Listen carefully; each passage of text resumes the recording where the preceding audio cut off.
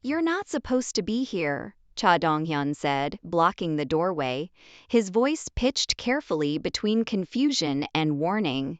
She resigned 2 days ago.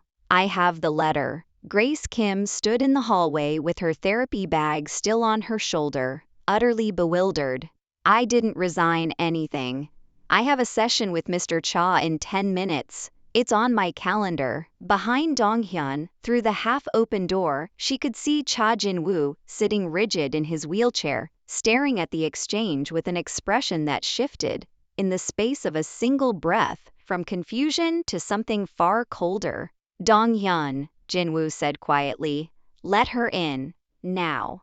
Donghyun's smile flickered, just once, before he stepped aside. But not before Grace saw, in that single flicker, the shape of something that had nothing to do with paperwork at all. To understand how a forged resignation letter nearly ended the most important recovery of Cha Jin-woo's life, we have to go back 2 months, to the rainy morning Grace Kim first walked into his private rehabilitation wing. Grace Kim had grown up in Los Angeles, the daughter of Korean immigrants, who had crossed an ocean, chasing a version of stability they never fully found. And she had spent her entire adult life trying to build the stability they hadn't managed to. A licensed physical therapist, board-certified, methodical, the kind of person who color-coded her patient files and never missed a follow-up call. None of that had made moving to Korea for a specialized rehabilitation contract any less precarious.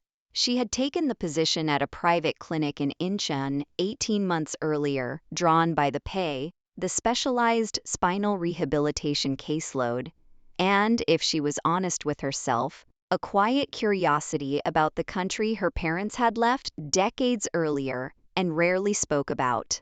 The contract had come with a work visa tied entirely to her employer. A common enough arrangement, but one that left Grace acutely aware, every single day, of exactly how much power her employment status held over her ability to simply remain in the country at all. Lose the job, lose the visa. Lose the visa, and 18 months of building a life.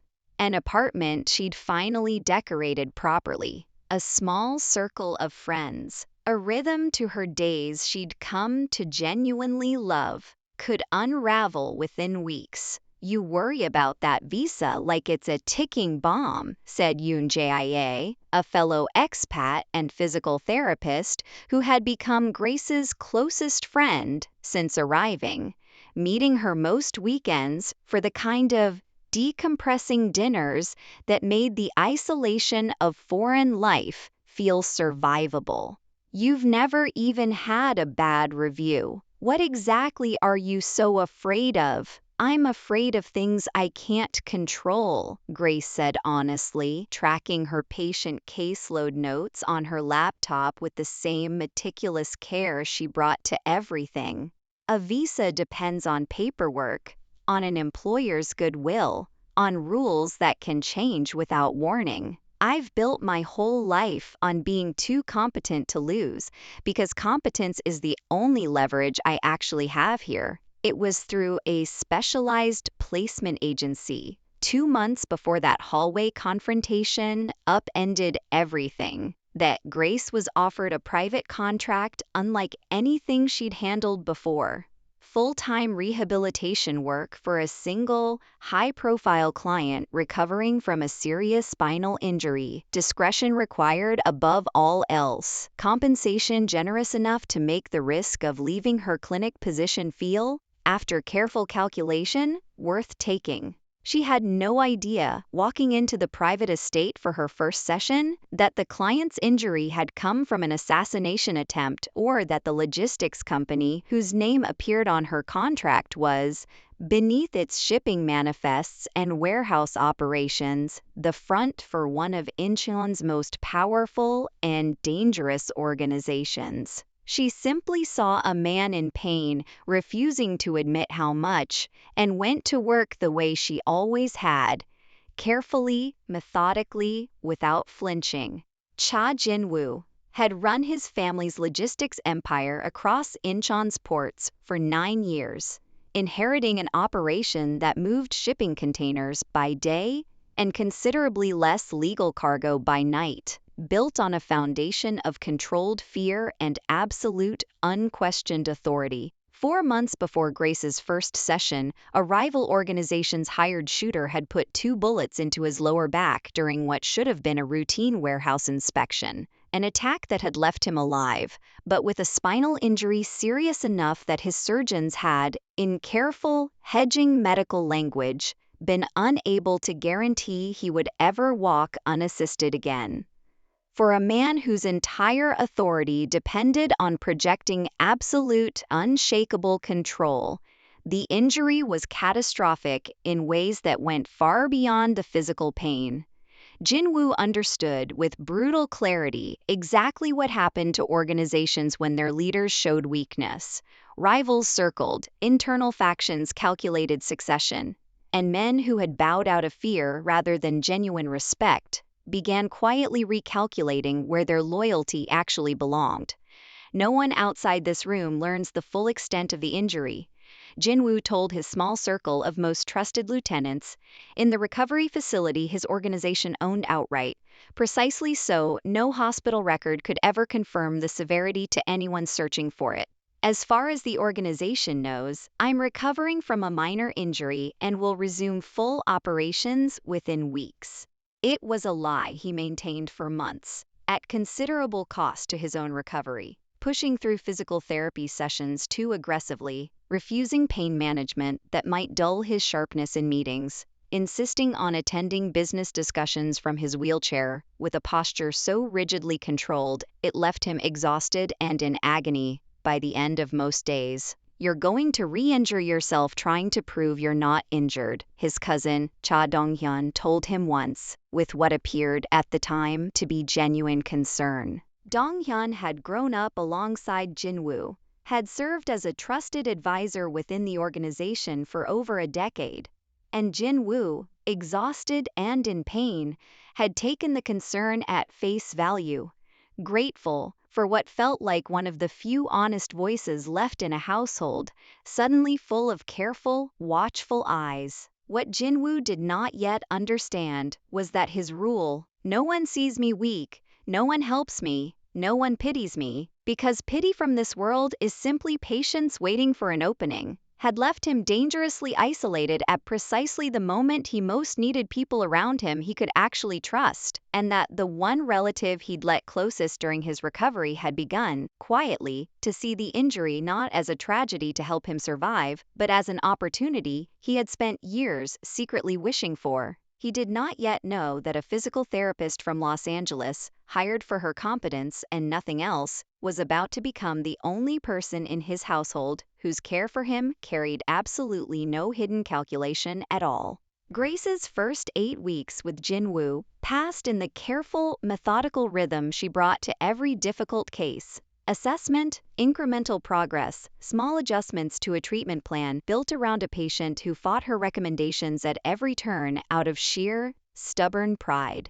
"You're rushing the strengthening exercises," she told him bluntly, during their 3rd week together, after catching him attempting an unsupervised transfer from his wheelchair that could have easily re-injured his spine. "I don't care how many meetings you think you need to walk into unassisted. If you tear the surgical site again, you're looking at 6 more months of recovery instead of 6 more weeks. That math doesn't favor your impatience. I don't remember asking for your opinion on my schedule," Jinwoo said, sharp with the particular irritability of a proud man forced to depend on someone.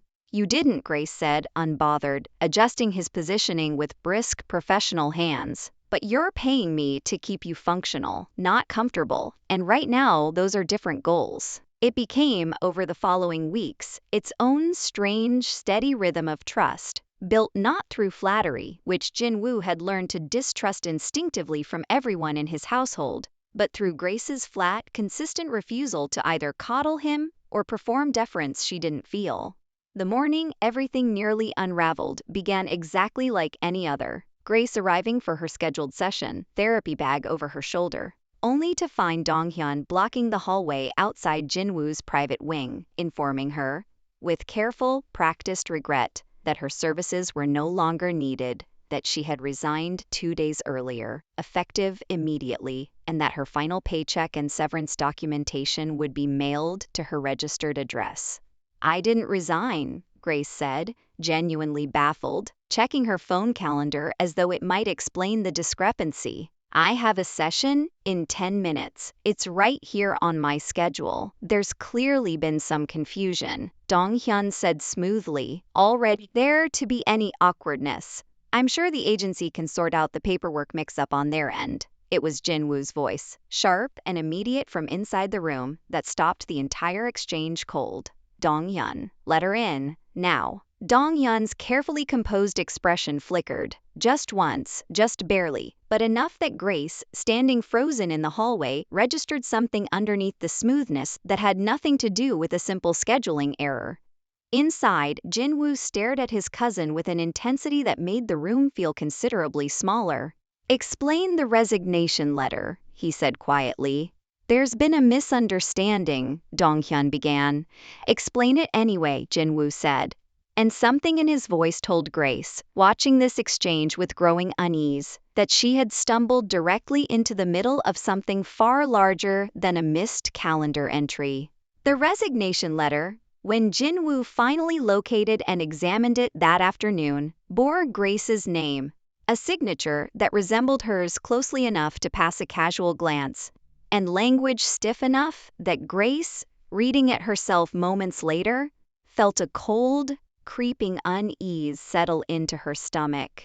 "I never wrote this," she said flatly, comparing the signature to her actual one on her employment contract, the discrepancies obvious once placed side by side. "I never even considered leaving. This is forged, I know," Jinwoo said quietly, already turning the letter over in his hands with the careful, calculating attention of a man cataloging every implication.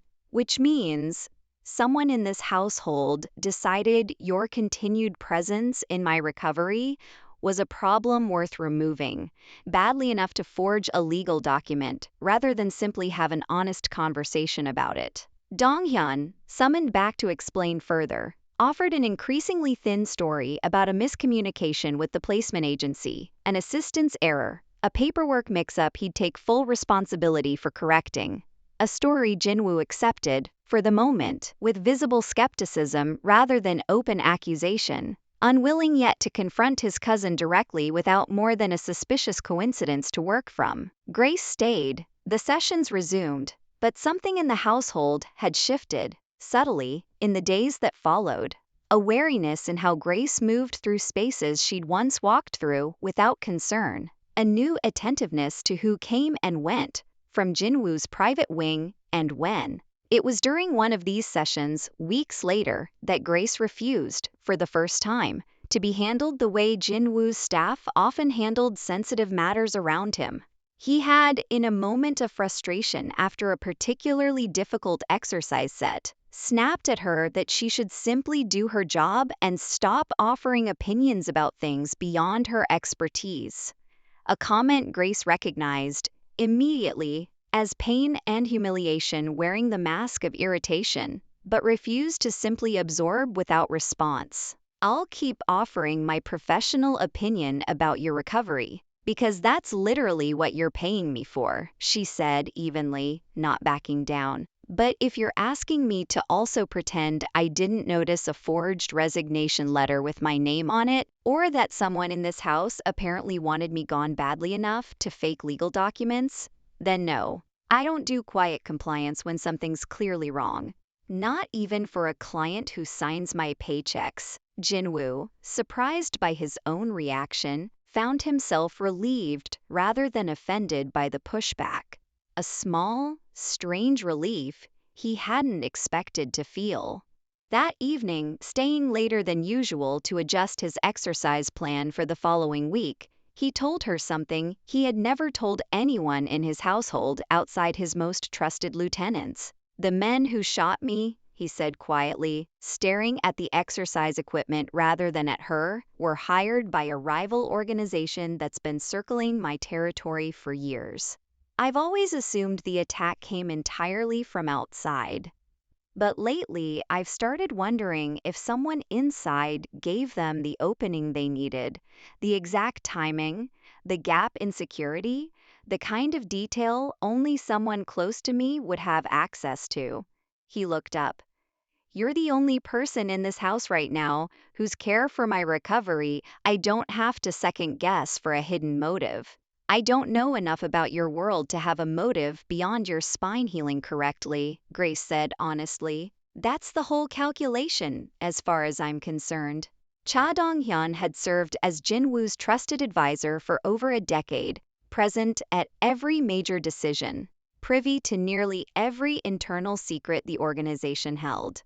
And for nearly as long, he had quietly, resentfully believed that the leadership of the family should have passed to him, not Jinwoo, when their uncle had died 9 years earlier. The resentment had simmered for years, carefully hidden beneath a performance of loyal cousin and trusted advisor, until Jinwoo's spinal injury had presented Dong-hyun with an opportunity he had never quite let himself imagine wanting until it was suddenly, tantalizingly within reach. If Jinwoo could be quietly, gradually isolated during his recovery, his most competent staff removed on manufactured pretexts, his access to outside information carefully filtered, his physical incapacity documented just thoroughly enough to support a future claim of unfitness to lead, the organization's council of elders might, eventually, be persuaded to formalize a leadership transition that Dong-hyun had spent 9 quiet years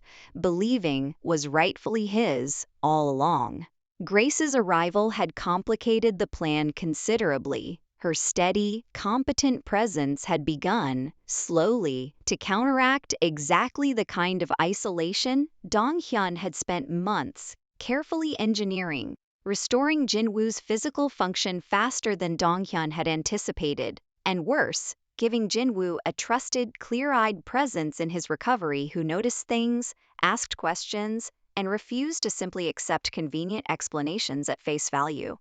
The forged resignation letter had been Dong-hyun's clumsy, desperate first attempt to remove that complication before it undid months of careful groundwork. Its failure, Jinwoo's immediate, instinctive refusal to accept it without explanation, had left Dong-hyun anxious, exposed, and increasingly reckless in the weeks that followed. Grace, for her part, had begun noticing things about Dong-hyun that unsettled her without yet fully cohering into a clear picture. The way he lingered near Jinwoo's private files longer than any simple advisory role required. The careful, persistent questions he directed at household staff about Jinwoo's actual physical progress, questions that seemed designed less to check on his cousin's well-being and more to build a specific, documented record of ongoing incapacity.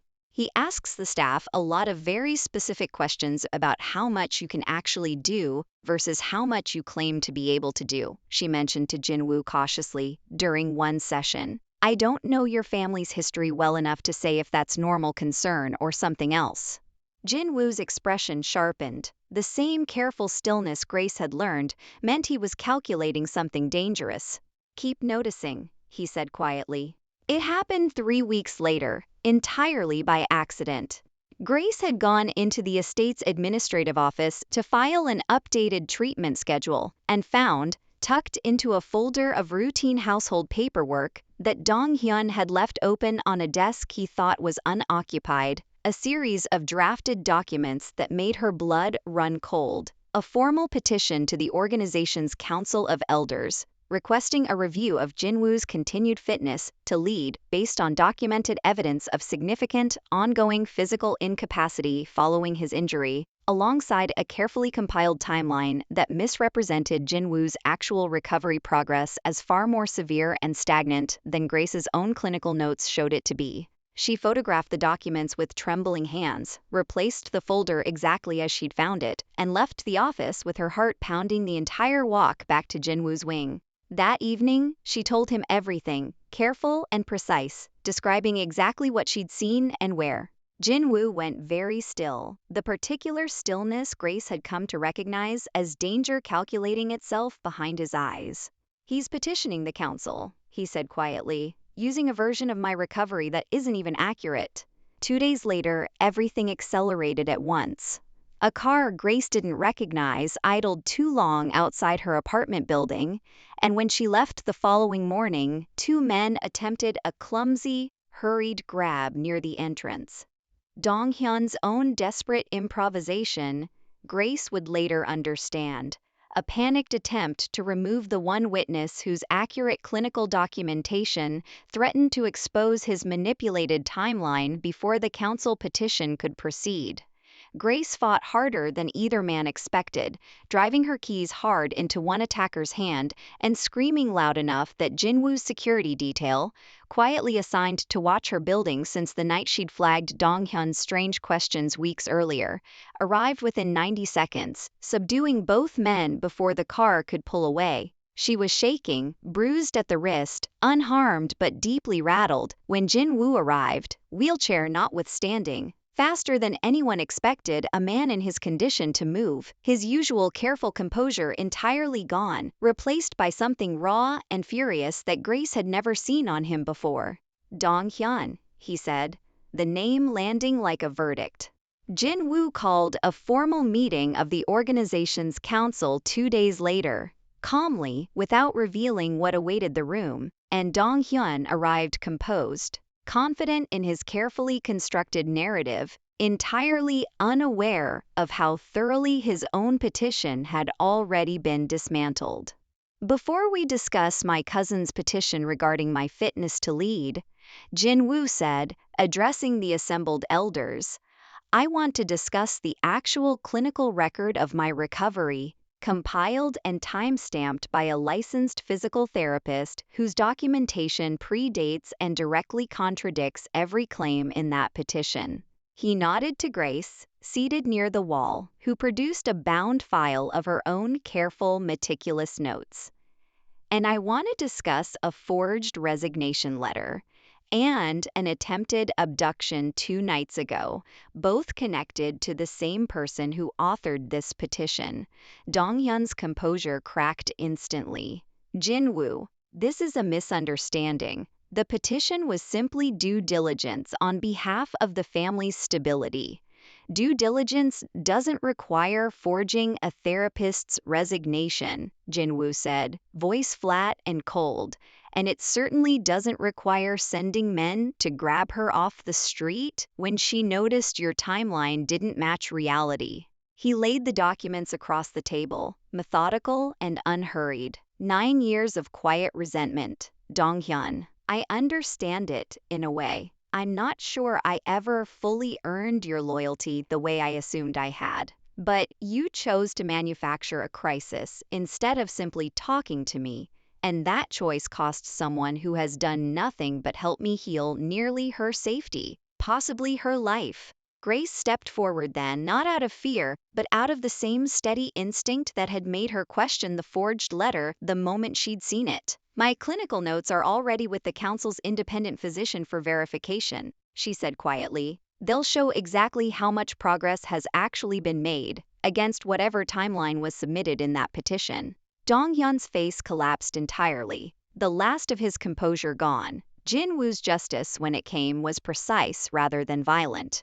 Full exposure of the forged documents and the attempted abduction to the full council, ensuring Dong-hyun's standing within the family evaporated instantly, combined with a formal removal from every position of trust and influence he had spent a decade building. He was not killed and was not, Jin-woo made clear to the council, to be harmed. He's still family, whatever he's done, and I won't have his punishment be the thing that finally proves his fear of me was justified. He was, instead, exiled from the organization's inner structure entirely, permitted to keep his personal wealth and safety, but stripped of every ounce of influence he had spent 9 resentful years quietly accumulating. In the weeks after Dong-hyun's exposure, something in Jin-woo's household, and in Jin-woo himself, settled into a shape it hadn't held since before the shooting. His remaining lieutenants, who had watched the unraveling with a mixture of relief and quiet awe, made a point of treating Grace, for the first time, not as hired help to be managed around, but as someone whose sharp attention and honest documentation had likely saved both Jinwoo's leadership and his life. Jinwoo, for his part, made a change to his recovery that had nothing to do with pride and everything to do with a lesson Grace had taught him, without ever intending to teach it. I built my whole recovery around the idea that anyone who saw me weak would use it against me, he told her one evening, sitting upright in his wheelchair on the estate's quiet terrace, the improvement in his posture and strength visible even in the small, unremarkable moment. Dong-hyun proved that fear wasn't entirely wrong. But you proved it wasn't the whole truth either. You saw every weak, painful, humiliating moment of this recovery up close. And you never once used it against me. You just kept showing up to help. I never set out to prove anything, Grace said honestly.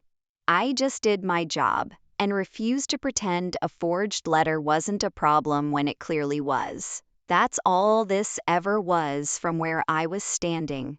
That's not all it was, Jinwoo said quietly. Not for a long time now. Weeks later, Grace's visa renewal came through, sponsored this time, not through the placement agency's uncertain, precarious arrangement, but directly through Jinwoo's organization's legitimate logistics business, a stable, permanent position that removed, for the first time in 18 months, the constant low hum of anxiety she'd carried about her right to simply remain in the country at all. You didn't have to do that, she told him, testing the gesture the way she tested most kindness that arrived too easily.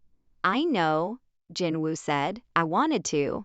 And because the organization genuinely needs a permanent clinical director for its employee wellness program, which is an entirely real position I'm not inventing to keep you close, though I won't pretend that isn't also exactly what I want. Grace laughed, a real, surprised sound, and let herself, for the first time in 18 months, imagine a life in this country built on stability she hadn't had to fight for every single day. Months later, at a small gathering celebrating the day Jinwoo finally, fully, walked the length of the estate's garden unassisted, Grace stood beside him rather than behind him with a clipboard, watching a household that had learned, slowly, what real strength actually looked like. Not the absence of weakness, but the willingness to let the right person see it. If Grace's quiet persistence and Jinwoo's hard-won recovery moved you the way it moved us, hit subscribe and tell us in the comments. Did you suspect Dong-hyun before the forged letter, or did his betrayal catch you off guard?